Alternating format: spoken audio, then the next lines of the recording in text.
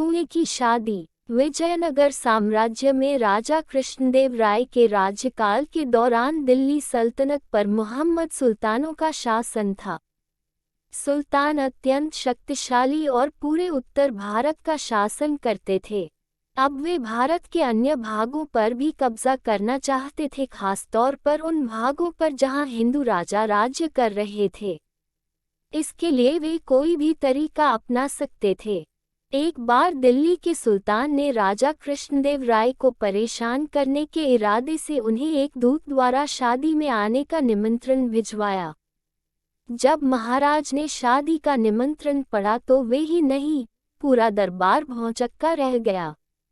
उस निमंत्रण पत्र में लिखा था, हम अपने राज्य के नए खुदे कुएं की शादी कर रहे हैं।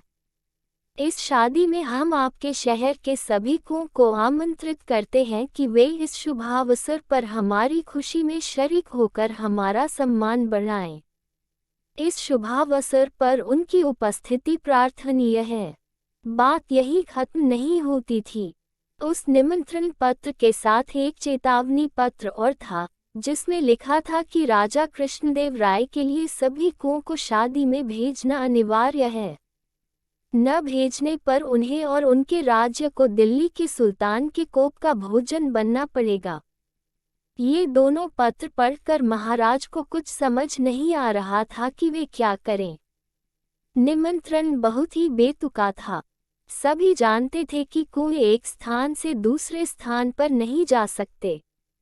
परेशान होकर महाराज ने दरबारियों और अष्टदिग्गजों की मदद मांगी, पर कोई भी कुछ न बता सका कि इस समस्या को किस प्रकार सुलझाएं, जिसमें दिल्ली और विजयनगर के बीच लड़ाई छिड़ने से बच जाए। कहीं से कोई रास्ता न सूझने पर राजा कृष्णदेव राय ने तेनालीराम को बुलाया और उसे पूरी बात बताई। सारी बात सुनकर तेनालीराम ने महाराज से कहा, महाराज, इस निमंत्रण पत्र के द्वारा दिल्ली का सुल्तान हिंदुओं को जलील करना चाहता है। आप तो जानते ही हैं कि हिंदू धर्म में नए खुदे कुओं की प्राण प्रतिष्ठा करने की प्रथा है।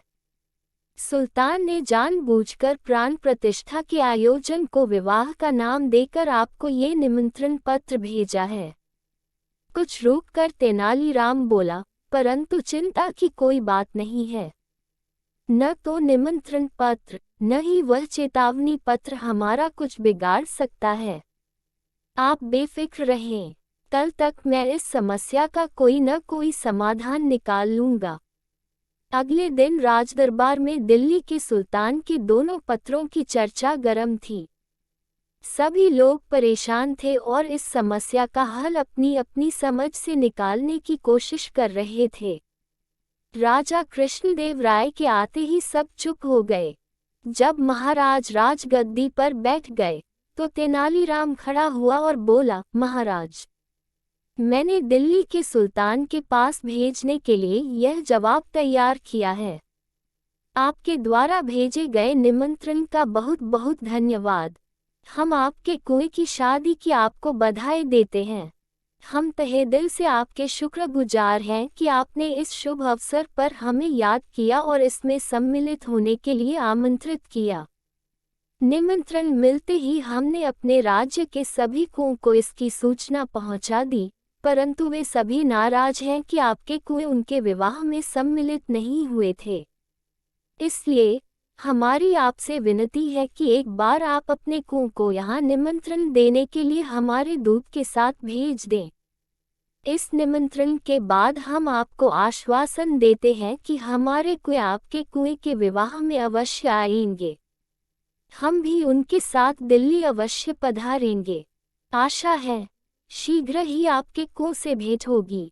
धन्यवाद। श्री कृष्णदेव राय, महाराजाधिराज विजयनगर साम्राज्य। पत्र का मसौदा सुनकर पूरा दरबार तालियों की गड़गड़ाहट से गूंज उठा। महाराज ने एक दूत के साथ यह संदेश पत्र दिल्ली के सुल्तान के पास भेज दिया। पत्र पढ़ते ही दिल्ली का सुल्तान चकरा गया और उसके मुंह से निकला, हम कुओं को तुम्हारे साथ कैसे भेज सकते हैं। दूत क्या जवाब देता, बेचारा चुपचाप सिर झुकाए खड़ा रहा। सिर धुनते हुए सुल्तान ने दूत को खाली हाथ वापस भेज दिया। अब उसने हिंदुओं को नीचा दिखाने या उनका मजाक उड़ाने का इरादा छोड़ दिया था। शिक्षा, समझदारी और चालाकी में जमीन आसमान का अंतर है। कई बार सामने वाले को सबक सिखाने के लिए चालाकी से भी काम लेना पड़ता है। प्लीज़ वीडियो पसंद आए तो लाइक, शेयर और कमेंट करें और चैनल पर पहली बार आए हो तो सब्सक्राइब करना मत भूलना। धन्यवाद।